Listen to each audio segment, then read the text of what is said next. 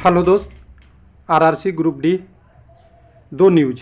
एक, सिकंदराबाद में third medical unfit list जारी हो गया, जो कल का डेट में 19 तारीख के डेट में अपडेट हुआ, और उसमें भी B2 C1 और C2 हुआ है।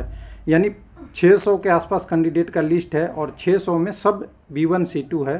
फिर न्यू दिल्ली A2 वाले को पैनल क्यों नहीं दे रहा है? कह रहा है कि UR का सीट खाली है, आपका OBC या और कैटेगरी का OBC ज़्यादा होंगे और कैंडिडेटों का सिलेक्शन नहीं होगा। तो मुझे लग रहा है कुछ दाल में काला है, क्योंकि ऐसा रूल के हिसाब से तो हो ही नहीं सकता। A2 से मेडिकल किसको ऊपर लेंगे? कोई है ही नहीं है, और फिर लोअर कटअप करेंगे। यानी अगर 70 वाला कैंडिडेट जिसका नंबर OBC में क्वालिफाई है, इसको सिलेक्शन नहीं लेंगे तो 69 वाला को लेंगे क्या? तो कुल मिला के या तो RRB बताना नहीं चाह रहा है, लोगों को परेशान करना चाहता है, और या तो उन्हें रूल ही नहीं पता है कि रूल क्या होती है। क्योंकि जब भी अगर UR का भी बुलाएगा तो UR का कटअप कम होगा। UR में तो अब कैंडिडेट इतने है ही नहीं है जो केवल जनरल से हो। तो कोई लोगों को बता देता है कि केवल जनरल का सीट खाली है। तो भारत में आज़ादी के कितने साल हो गए, आप वो जोड़ सकते हैं। यहाँ पे जनरल अभी पता ही नहीं लोगों को कि जनरल होता क्या है और UR किसको होता है। कैंडिडेट को भी जनरल और UR बोल के भगा दिया जाता है, और RRC भी इसको गलत तरीके से ट्रीट करता है। तो जनरली समझिए, UR मतलब होता है अनरिजर्व। जनरल वो कैंडिडेट होते हैं जो किसी तरह का आरक्षण नहीं लेके एकदम प्योर रूप से सबसे बढ़िया कंपटीशन में हाईयर टॉप करके जाते हैं, वो कैंडिडेट होते हैं। तो यहाँ पे दोनों में कन्फ्यूजन करके लोगों को गुमराह किया जा रहा है। तो ध्यान दीजिए, मैं तो अभी भी इंस्टेंट हूँ अपनी बात पे कि अगर आपका A2 मेडिकल सीट फिट है तो आपको पोस्ट मिलेगी, लेकिन टाइम कितना लगेगा ये मैं नहीं बता सकता, क्योंकि RRC वाले तो झूठ के टालने के लिए, वैकेंसी को टालने के लिए बहुत तरह के अलग अलग, हर RRC में अलग अलग नया चीज़ें आपको मिलेगा। टेक्निकली आप देखेंगे तो RRC का एक डिसाइडिंग बॉडी होता है, वो बॉडी अपने हिसाब से, हो सकता है वहाँ के चेयरमैन हो या कोई हो, वो अपने हिसाब से हर RRC में रूल देते हैं। आपने देखा होगा सिकंदराबाद में कुछ और चलेगा, WR में कुछ और चलेगा, मुंबई CR में कुछ और चलेगा, चेन्नई में कुछ और चलेगा, न्यू दिल्ली में कोई और चलेगा, गोरखपुर अपना राग गाएगा। सबका अलग अलग है। यानी सेंट्रल रूल से माइनर चेंज करने के लिए इधर उधर होता है, लेकिन फाइनली वही होता है जो मैंने शुरू में बोला था कि UR में शिफ्टिंग वाला नॉर्थ इंडिया में फॉलो नहीं होता है, साउथ में फॉलो होता है, और कई जगह नहीं फॉलो होता है। तो कोर्ट केस बनती है, और कोर्ट केस बनती है तो बाद में कुछ ना कुछ होता है, और जहाँ का केस नहीं हुआ वो दब जाता है मामला।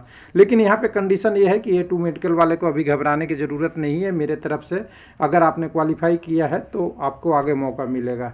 अभी रिवाइज नोटिस फिर से आ गया है मेडिकल का, ये सिकंदराबाद के हम वेबसाइट पे हैं। यहाँ पे अपील करने के लिए 1 दे दिया, उसके बाद अपील करने के लिए यहाँ पे 2 दे दिया है। नीचे में था यहाँ पे आपका मेडिकल का CCA का था, उसके बाद आपका और कैंडिडेटों का था, कई सारे का। तो यहाँ जो रिवाइज हुआ है कैंडिडेट का, तो इस वाले मेडिकल में पहले 123 लोगों का नाम था, अब 33 लोगों का नाम है। तो चलिए, एक अच्छा है कि रिवाइज वाले में थोड़ा कम कैंडिडेटों को ले लिया है, तो बेनिफिट एक तो है। तो चलिए इसको देखेंगे। 33 कैंडिडेटों का नाम देखिएगा, थोड़ा सा अच्छा है। रिवाइज वाला में कह रहा है कि CBT के बाद इन 133 लिस्ट पहले पब्लिश किया था, उनमें से 33 कैंडिडेट मेंशन इन एनेक्सर है। In the publication of the candidate में be notice that among the 133 candidate is advised to submit their appeal. 90 candidate को नॉट सबमिट करना है, क्योंकि उनको कहीं ना कहीं अभी जगह बचा हुआ है। तो इसलिए 12/4/2023 वाला नोटिस को करजेंडम कर दिया। अब इतनी बड़ी बड़ी मिस्टेक होती है तो ये 90 कैंडिडेट को तो सांस फूल गया होगा कि मुझे इतना नंबर भी है और मेरे को पोस्ट नहीं मिल रहा है। तो देखिए, जब पता चला तो 133 में से 33 ही बच गए, और वो लिस्ट हटा दिया है। मेरे पास लिस्ट है, वो मैं लिस्ट उससे आपको दिखा सकता हूँ। चलिए, उससे आपको कोई मतलब नहीं है, अब जो बचे हुए कैंडिडेट हैं उनका है। हो सकता है इसमें भी कोई मिस्टेक हो, और यहाँ पे देखेंगे तो आपको सारा जितने भी कैंडिडेट है सारा B2 C1 ऐसे ही मेडिकल मिलेगा, और कोई नहीं मेडिकल मिलेगा। यानी आप सिंपल सी बात कर रहे हैं कि हम आपके सामने बात कर रहे हैं जिनका लोअर मेडिकल स्टैंडर्ड है और लोअर कटअप है, उन्हीं कैंडिडेटों को बाहर किया जा रहा है। यानी सिंपल सी बात है। लेकिन हायर वाला A2 वाला न्यू दिल्ली में बैठ के देश के राजधानी में अगर बोल रहा है कि A2 को पोस्ट नहीं मिलेगा तो किसको मिलेगा? तो चलिए 2-3 PDF में हम थोड़ा सा आपको इसको समझाते हैं थोड़ा सा। तो ये हमारे पास न्यू दिल्ली का PDF है। न्यू दिल्ली के PDF में आप देखिए, थोड़ा सा कटअप देखिएगा। कटअप का पैटर्न से आपको समझ में आ जाएगा कि कहना क्या चाह रहा है RRB, कितना 100% झूठ कैसे बोला जाता है। तो देखिए यहाँ पे कटअप गया है जो आपकी 75 गई है यूआर का और 70 गया है ओबीसी का। अब कह रहे हैं कि यूआर उनके मतलब हमारे मतलब यूआर जो विद्यार्थी हैं उनके लिए यूआर और रेलवे के लिए मतलब जनरल, उन्हें जनरल दिखता है, अनरिजर्व नहीं दिखता है, जिनको सही चीज़ें से ट्रीट नहीं करना होता है। कोई बात नहीं, जैसे भी देखें। अब ये कटअप कम होगा तो ये कटअप मान लीजिए 74 हो गया या 73 हो गया, और ये ओबीसी वाला 70.96 कटअप है, और ओबीसी वाले जो कैंडिडेट हैं वो 70.96 से लेके 75.8 तक हैं।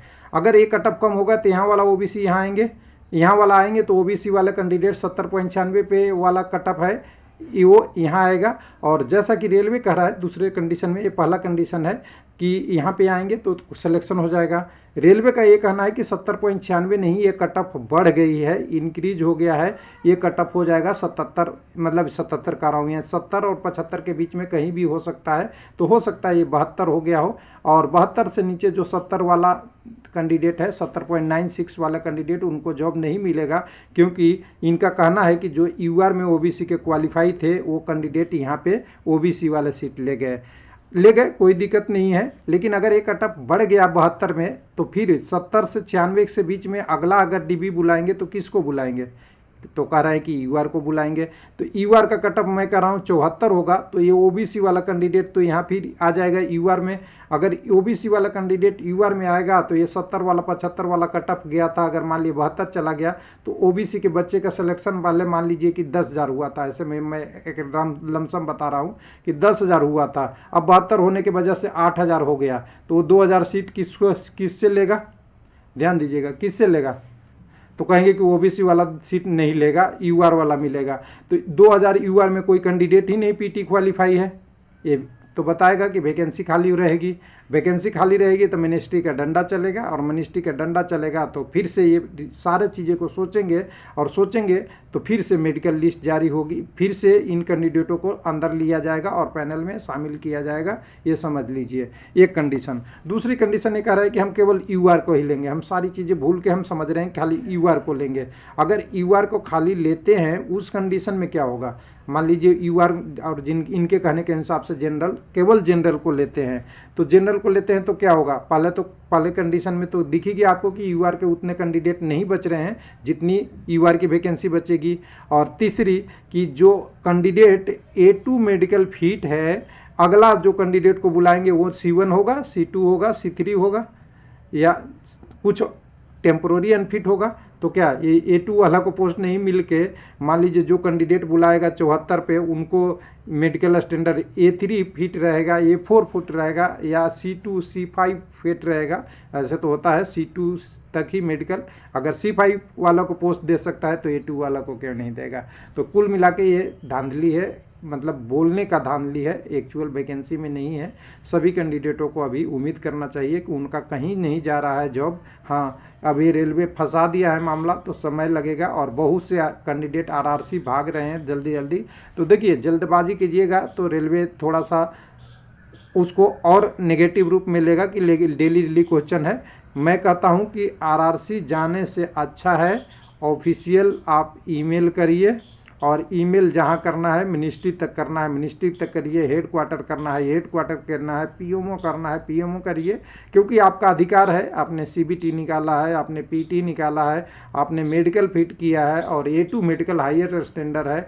तो ईमेल करते रहिए, डिटेल देते रहिए, और उसकी प्रूफ रखते रहिए, और हो सके तो इसको आरटीआई में भी कन्वर्ट करते रहिए, अपने आप आपको पैनल मिल जाएगा।